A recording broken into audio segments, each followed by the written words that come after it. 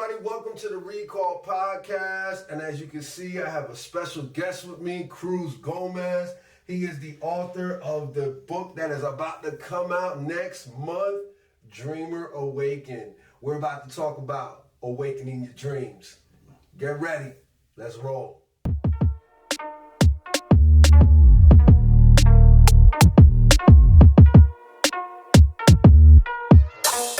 So we are here with Cruz Gomez, and he is an author of a second book. Yes.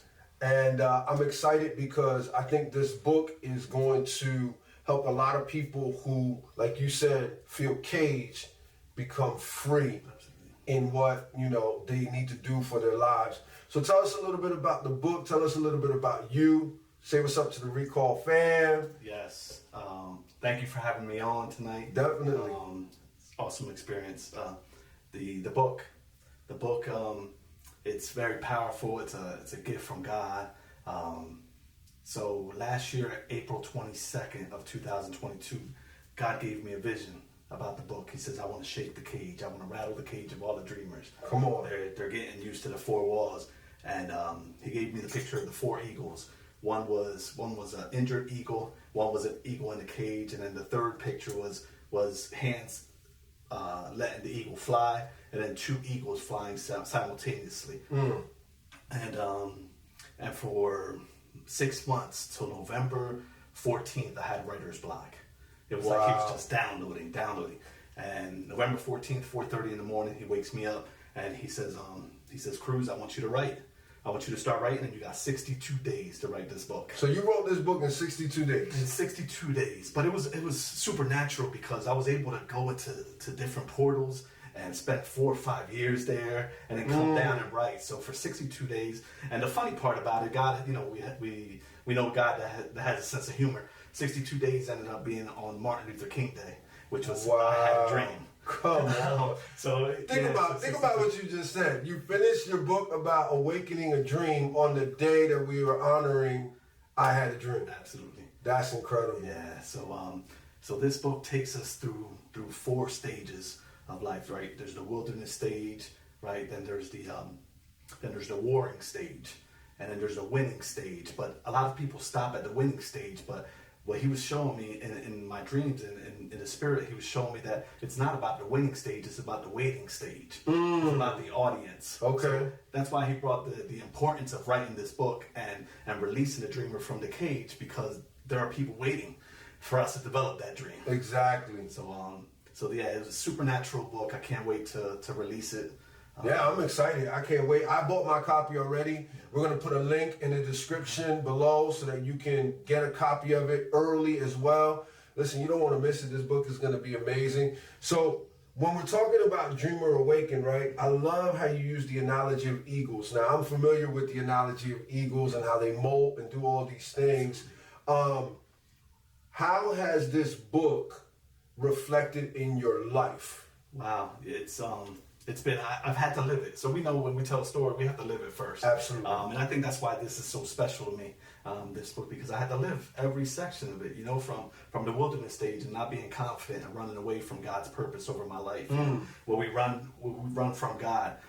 So the wilderness stage takes us through from running from God to running to God. Okay. So it all starts with a run, no matter what. Okay. We're going to constantly run, but the idea is where you're running to. Yeah. So then we run into that cage, and the 4 walls. It's important that we know it, especially in the Church of Jesus Christ. I really think that the church is doing an amazing job of healing the eagle. Okay. In that first stage. They're doing a great job of healing the eagle, but they're doing not a horrible job, but not as good of a job as releasing the eagle. So what do you mean by, people are watching this right now, right? And you're talking about that they go through a healing process, but many of them right now feel like they're stuck. I remember feeling stuck. I remember this can't be all it is, coming Sunday and a Wednesday and just not doing anything else and feeling like, well, if this is why I got saved, then this is it. I'm waiting just to go to heaven. This is boring, And so a lot of people backslide because of that reason. Do you think that, and I'm going to ask you this question, do you think that people are they either backslide or they don't have an interest in God as much because they have not been released? It can work twofold, right? This works twofold. You have the eagle that's inside the cage that it's important that we release the eagle, but it's important for the eagle to realize why he's in the cage too. Okay. Right? Because there's a learning process. Yeah. Because as a leader, if that eagle leaves the cage too early, then he's going to come back an injured eagle again. Absolutely. So it's important that the eagle knows that inside of that cage, there's things that you need to learn. You need to hear your voice. You need to see exactly where God is taking you to, exactly what he has for you, exactly what audience he wants you to attack. All that you learn inside of the cage. But there's a checklist that we use in the book of what we need to learn in the cage, and for the leaders to read it also. And once that eagle is ready, then we release them. Okay. But where we release them is the important part too. Okay, so where do we release eagles? Like, say I'm in a cage and I come to you and I go, Cruz, I just read your book. I feel like I'm caged. You know, when do I know, or how would I know that it's time for me to be released if I've never been shown how to release, or even that the cage is opened? So there's a checklist that we use, and it's amazing the way God spoke to me in this section, where Jacob had 10 children inside of that cage, right? When he was working for Laban, he was inside of that cage, right? He was working. He was heading to purpose, but he was stuck in function, right? Okay. So he wanted Rachel, which was purpose, but he got Leah in return. Yeah. So we got to understand that Leah is function. Okay. And it's important that you learn function inside of that cage. So each one of the children has a symbolism of something that you need to learn in the cage. Okay. All right. And then once you learn them, once you complete that checklist, now it's time to go. That's where the leader has to release them into a safe flight zone.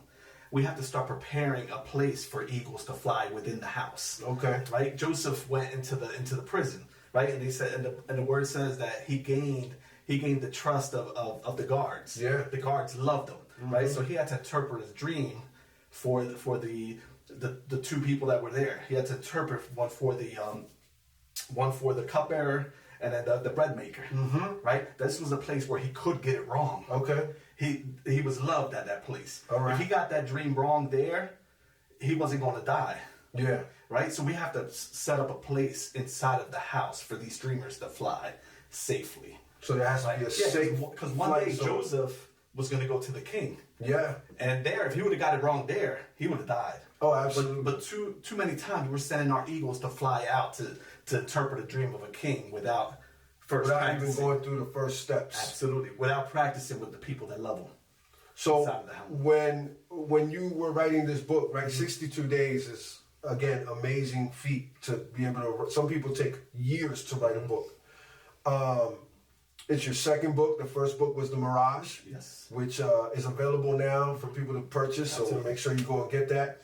But we spent some time in Maine, and we had a great time in ministry there together. And I heard your heart, really heard your heart for just people who are in waiting, right? And you're saying that the waiting period is probably the most important period. What do you tell somebody who feels like, I've been waiting forever, and I've seen people excel, and I've seen people fly, and I've seen them leave the nest, right? Not coming back hurt, but succeeding, but yet I still feel like I'm caged. Is it a lack of them understanding where they are, or is it that their leader is being like a real pharaoh, or how does that work? Yeah, I think it comes down to covenant. Okay. Right? Covenant at the end of the day. Who's your covenant with? Is it with man?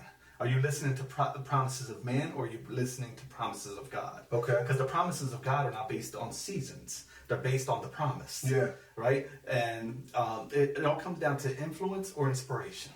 As a leader, I can influence. I can influence somebody, but only as high as I can excel. Yeah. Right? Your cap is where you can take absolutely. Right? And the devil can influence. Yeah. The devil does influence. That's right. But only God can inspire. Okay. Right? So we have to lead our dreamers into inspiration.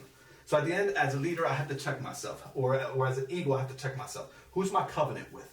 Is it with man first or with God first? right? Because their function is part of the purpose, but it's not the purpose, right? Because when we're working in function, when we're functioning inside of the church, inside of a business, because this can go anywhere. Yeah, this is anywhere. The cage is whatever you make it. Yeah. The cage could be your job. The cage could be your business. The cage could be the church. Church. So are you working in function or purpose? The thing that I learned is that function, another man can control. Oh, Purpose. say that again. You heard that, Rico fam? Function, another man can control. Yes, but purpose, no one controls. Mm. So when you walk into the room of purpose, that audience is set for you. Nobody can control that but God. That's based on inspiration, right? Okay. But when your function is very important for you to be a great second. But there comes a time when we have to walk into purpose. Yeah. And I believe that there's eagles out there that are ready, that have everything inside of them to start to fly, but are afraid to go into the room of purpose because they can't see the audience that's in it. Yeah, they can't. They're comfortable here. They're getting 3 meals here. You're being taken care of inside of the cage. Your needs are being met. You're being coddled. You're being taken care of. You know what stays in a pet? What stays in a cage? A pet. Absolutely.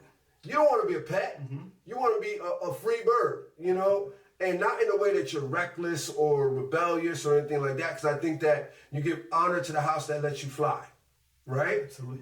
But at the same time, what I think is, and I'm gonna say something. I think as me being a senior leader, I feel as though some senior leaders are afraid to let their people fly because they're going to excel greater than the leader. But that's the point. That's the word of God, right? But a lot of people don't want that because it makes them seem like they're inadequate, or, you know, let me hold them down so that at least I always look like I'm the best. And that's such a wrong way to look at it. You know, I love how in your book is based off of Joseph and Jacob. Yes. And so it's based off of Genesis. Absolutely. And so when we talk about Joseph, I love the fact that when he was in the palace, he had opportunities to mess up. Absolutely. But he never did. And when he was with the king or Pharaoh, he made him second in command. Absolutely. He stayed true to himself. Absolutely. I know in your book you write about being true to yourself and really being authentic. What does that look like for somebody in the waiting period? And what does that look like for somebody in the cage? Okay, so just staying true to yourself, right? I have a chapter that's called "The Palace Doesn't Belong to You." It's important that when we enter the palace, because if we leave the cage the right way, then the palace is going to be waiting right after. Okay, it's going to happen. If it happened to Joseph, it's going to happen to us. Okay, right? So it's just staying true to yourselves and knowing that the door to the palace is not the door, right? It's not the main door. It's a throughway to your next season. A throughway. Yeah, it's a throughway. That's all it is. I am the door, right? Okay. He is the door. So it's a throughway so we have to be able to get what we need in that palace and get out into our next season. We can't fall in love with the things. Because that's where the enemy really attacks, is when you go into the palace. It brings you back to that comfort zone. You start looking at all the things, and you get enamored. And the reason why you were called to the palace is because we have a different perspective. Right? We have a godly perspective. Okay. And they have more talented people, but they don't have anointed people. Come on. And I believe this is the season where the palace is going to call up the anointed people. Because there's a lot of talent around them, but there's no anointing. That's right. And they need to see something different. And we have the eyes to see something different. And Come on, are you anointed? Yes. Are you anointed? Because if you're anointed, get ready to be called up. And that's where the vision of the eagle comes into play. Okay. Is that we can see things. As an eagle, God gives us that vision to be able to see things that talented people can't see. Yeah. And the anointed people can't. I mean, think about it. When Joseph could see into the spirit, when the Pharaoh had the dream and nobody could interpret it. No, he had talented people all around him. They were so talented. Everybody was talented. Everybody had it. And Joseph was able to interpret it because he wasn't the main character. Yeah. Right? The main character remained Christ, remained God. That's right. Remained God, the main character. It's important that we realize that we're not the gift. Come on. That we have the gift, but we're not the gift. And that's they're the warnings that we give in this book. We're not just carrying you outside of the cage, but we're warning you along the way that there's traps of the enemy along the way, because they don't want you to get into that final season. Yeah. Or better yet, the enemy will make you fall in love with the palace because it's the winning season. And a lot of us haven't won in a very long time. Yeah, and that's the thing. That's the scary part. Yes, it's like the winning season if I've been scary. in jail for a long time and I feel like I have not won, and all of a sudden I start winning, I'm gonna want to stay in that season as long as I can, because I feel as though if I go into waiting, I'm losing instead of winning. So that whole thing can go from church to business to your dream, all of that, right? Absolutely. So there's times where you're winning, but in the win, what is it that, you just said being authentic. Remember that the palace doesn't belong to you. But the one thing that I get from reading that story of Joseph is the understanding that when he interpreted that dream, it wasn't him. Correct. And I think that's the biggest key for somebody that's going into a winning season, is that you didn't win it. It was already won for you. Absolutely. You're stepping through the doors Correct. to receive the provision and the blessing that God has for you. Yeah. It's pretty cool, because in the cage, God teaches us that we're not fighting to victory, we're fighting from victory. Okay. And that's one of the biggest lessons we have to take from the cage into that season. And what do you, right, the whole premise of just Dreamer Awaken, you are prophetic in nature, right? And so let's talk a little bit about your awakening to that, because obviously you've been saved for how long? 12 years. 12 years. So you've been saved for 12 years. Around what time did you understand or start waking up? Because this is Dreamer Awaken, right? There has to be a prophetic thing that awakens in you. When did you realize that God was calling you into a prophetic atmosphere and really walking in a different dimension? You just talked about being in portals, which is conversation that only happens within prophetic people and people that understand that realm. When did you awaken to that? About a year ago. It hasn't been long. Okay. I'm new to this. About a year and a half ago, I started to see things outside of the four walls. I loved my function. I mean, I think I became great at my function. I love being a second. If it was up to me, I would be in my function for the rest of my life. But there was a seed inside of me that God had placed a long time ago. And during probably the last 45 days, I really went into prayer and asked God. I said, God, what is it that you want me to accomplish in this? What doors do you want me to go through? And I haven't really shared this with many people. This will be like probably the third time I share it with. Okay. During my prayer, I felt a mantle fall over me. And it was an entrepreneurial mantle. It was a mantle for the city of Vineland, for downtown Vineland. It was just a love for that. I would look at pictures during the season. I would look at pictures of Landis Avenue being full and with cars, and I would just weep and cry. And what God showed me was my father, my real father, who I really thought didn't leave me anything. He left at 6 years old. At 3 years old, my mom told me that he owned a Christian bookstore on Landis Avenue, and that I would work that bookstore with him. Right? What a seed. Yeah, right. And I worked that bookstore. He says my mom used to say that he would send me out, and I would go get the books. I knew exactly where they were at, right on Landis Avenue. So I truly believe when that mantle fell over me, it was a mantle that belonged to him. Okay. It was a mantle that belonged to my father for the city of Vineland. Wow. And and for whatever reason, God removed him from my life because he wanted me to be here today. And I believe that mantle has fallen over me, where I'm called to open up doors.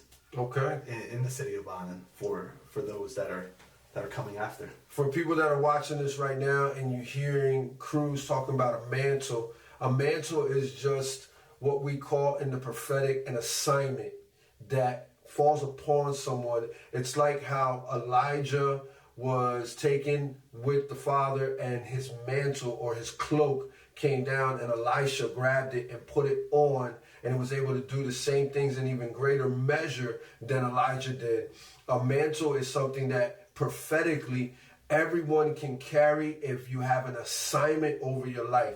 Like I feel like I have a mantle for media. I feel like I have a mantle for teaching. So the Lord has graced us with certain things. And for you, you just said the city of Vineland. Now, some people might be watching and not from our city or from the great city of Vineland or the state of New Jersey. What does Vineland mean to you? It means everything. I've been able to build a business here. I've been able to, I grew up in Axtell, so I've been through poverty. I've been through having. I've been through lack. I've been through having nice things. Have a business. About 3 years ago, I asked God. I said, you know what, God, it moved me. If this is a financial thing, move me. And I'm 45 minutes away from being anywhere where I can be a millionaire. Mm-hmm. If it was about money. Yeah. But God has shown me that my assignment is here, and I want to give back. I want to give back to the city that took me in, the city that fed me, the city that protected me, there's a lot of successful people that have come through Vineland and are not giving back, and hopefully I can bring them back and pour into the city. And we're both from Vineland. We actually, what's funny is we both grew up in the same pretty much neighborhood down the street from each other. Mm-hmm. And so we've kind of crossed paths throughout life. And so Vineland is very dear to us. And the way you want to see the city win economically and spiritually is the way I want to see the city win in freedom and deliverance and just see people living their best life uncaged. Absolutely. Right?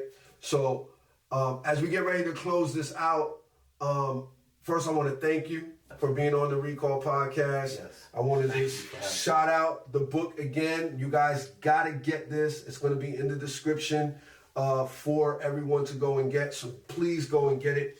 I want to just ask you one last question, and then we'll finish this episode. If you could tell yourself before the journey began one thing of advice to prepare you for the journey, what would you say? Looking back at it, I was really excited about the winning season. I was excited about getting victory. Then, for my family, for those that have poured into me. If I would go back, I would say, don't worry about the winning season because that's not the final chapter. And warn myself that that's not the final chapter.